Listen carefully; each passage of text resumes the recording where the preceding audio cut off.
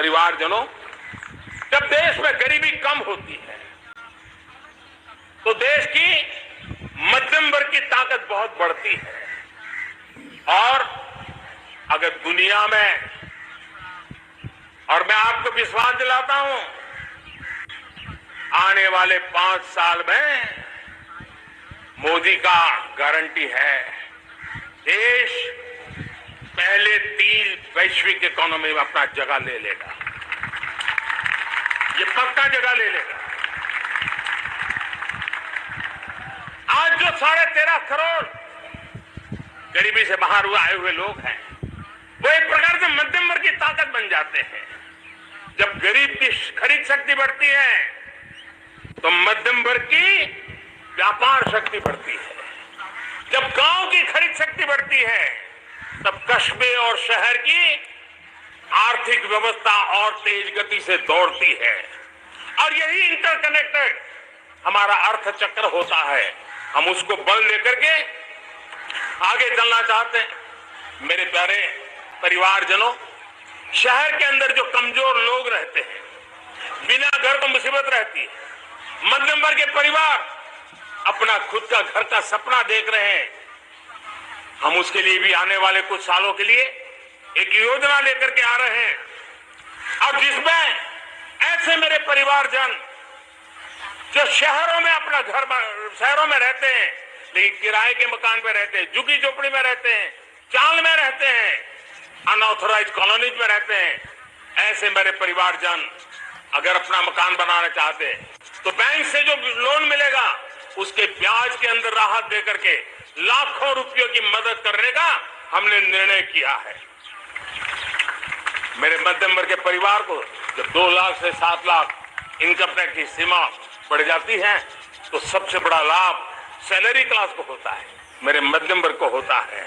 Internet का data बहुत महंगा था 2014 के पहले, आज दुनिया का सबसे सस्ता इंटरनेट का डेटा का खर्चा हो रहा है। हर परिवार के पैसे बच रहे हैं।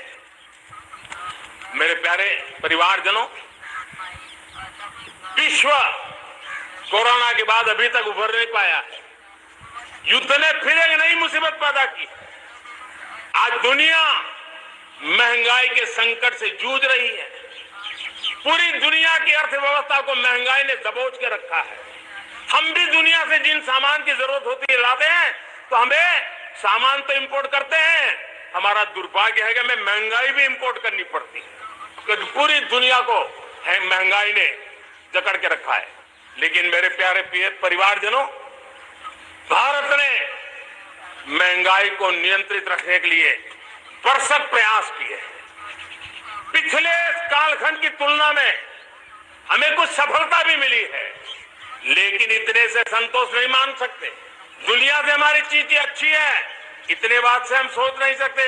मुझे तो मेरे देशवासियों को महंगाई की बोझ कम से कम हो, इस दिशा में और भी कदम उठाने हैं और हम उस कदम को उठा के रहेंगे। मेरा प्रयास निरंतर जारी रहेगा। मेरे प्यारे परिवारजनों, आज देश अनेक क्षमताओं को लेकर के आगे बढ़ रहा है। देश आधुनिकता की तरफ आगे बढ़ने के लिए काम कर रहा है। आज देश रिन्यूएबल एनर्जी पे काम कर रहा है। आज देश ग्रीन हाइड्रोजन पे काम कर रहा है। देश की स्पेस पे क्षमता बढ़ रही है तो देश की डीप सी मिशन में भी सफलता के साथ आगे चल रहा है। देश में रेल आधुनिक हो रही है तो वंदे भारत बुलेट ट्रेन भी आज देश के अंदर काम कर रही है। गांव गांव पक्की सड़कें बन रही है तो इलेक्ट्रिक बसें, मेट्रो की रचना भी आज देश में हो रहे हैं। आज गांव गांव तक इंटरनेट पहुंच रहा है तो क्वांटम कंप्यूटर के लिए भी देश तय कर रहता है। नैनो यूरिया, नैनो डीएपी उस पर काम हो रहा है तो दूसरी तरफ जैविक खेती पर भी हम बल कर रहे हैं। आज किसान उत्पादक संघ एफपीओ का निर्माण हो रहा है तो हम सेमीकंडक्टर का भी निर्माण करने के लिए चाह रहे हैं। हम दिव्यांग जनों के लिए एक सुगम भारत के निर्माण के लिए काम करते हैं तो हम पैरालंपिक में भी हिंदुस्तान का तिरंगा झंडा गाड़ने के लिए मेरे दिव्यांग जनों को सामर्थ्यवान बना रहे हैं। हम खिलाड़ियों को स्पेशल ट्रेनिंग दे रहे हैं।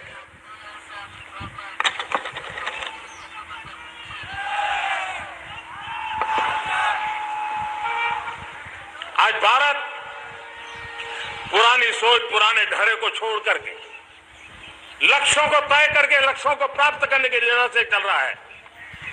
और जब मैं कहता हूं ना कि जिसका शिलान्यास हमारी सरकार करती है उसका उद्घाटन भी हमारे कालखंड में करते हैं।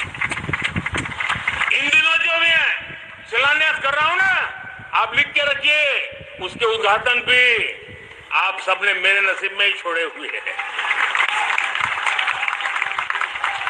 हमारी कार्य संस्कृति बड़ा सोचना, दूर का सोचना, सर्वजन हिताय सर्वजन सुखाय सोचना, ये हमारी कार्यशैली रही है। और सोच से भी ज्यादा, संकल्प से भी ज्यादा हासिल कैसे करना, इस ऊर्जा के साथ हम काम करते हैं। हमने आजादी के काल अमृत सरोवर महोत्सव में 75,000 अमृत सरोवर बनाने का संकल्प किया था। उस समय हमने हर जिले में 75 अमृत सरोवर बनाने का संकल्प किया था। करीब 50-55 हजार अमृत सरोवर की कल्पना की थी, लेकिन आज करीब 75,000 अमृत सरोवर का काम निर्माण हो रहा है। ये अपने आप में बहुत बड़ा काम हो रहा है। जनशक्ति और जल शक्ति की ताकत भारत के पर्यावरण की रक्षा में भी काम आने वाली है। 18,000 गांवों तक बिजली पहुंचाना, जनधन बैंक खाते खोलना, बेटियों के लिए शौचालय बनाना, सारे टारगेट समय के पहले पूरी शक्ति से पूरे करेगा। और जब भारत ठान लेता है तो उसे पूरा करके जाता है। ये हमारा ट्रैक रिकॉर्ड कहता है। 200 करोड़ वैक्सीनेशन का काम, दुनिया हमें जब पूछती है 200 करोड़ सुनती है, उनकी आंखें फट जाती है। इतना बड़ा काम ये मेरे देश के आंगनवाड़ी वर्कर, हमारी आशा वर्कर, हमारी हेल्थ वर्कर, उन्होंने करके दिया। ये मेरे देश का सामर्थ्य है। 5G को रोल आउट किया, दुनिया में सबसे तेज गति से 5G रोल आउट करने वाला मेरा देश है। 700 से अधिक जिलों तक अब पहुंच चुके हैं और अब 6G की भी तैयारी कर रहे हैं। हमने टास्क फोर्स बना दिया है। रिन्यूएबल एनर्जी, हम टारगेट से पहले चले हैं।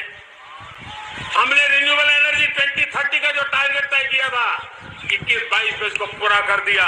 हमने इथेनॉल में 20% ब्लेंडिंग की बात कही थी, वो भी हमने समय से 5 साल पहले पूरा कर दिया। हमने $500 बिलियन के एक्सपोर्ट की बात की थी, वो भी समय के पहले $500 बिलियन से ज्यादा कर दिया। हमने तय किया, जो हमारे देश में 25 साल से चर्चा हो रही थी कि देश में नई संसद बने, पार्लियामेंट का कोई सत्र ऐसा नहीं था नई संसद के। ये मोदी है, समय के पहले नई संसद बना करके रख दिया। मेरे प्यारे भाई बहनों, ये काम करने वाली सरकार है, निर्धारित लक्ष्यों को पार करने वाली सरकार है। ये नया भारत है, ये आत्मविश्वास से भरा हुआ भारत है। ये संकल्पों को चरितार्थ करने के लिए जी जान से जुटा हुआ भारत है। और इसलिए ये भारत न रुकता है, ये भारत न थकता है, ये भारत न हारता है और न ही ये भारत हारता है। और इसलिए मेरे प्यारे परिवारजनों,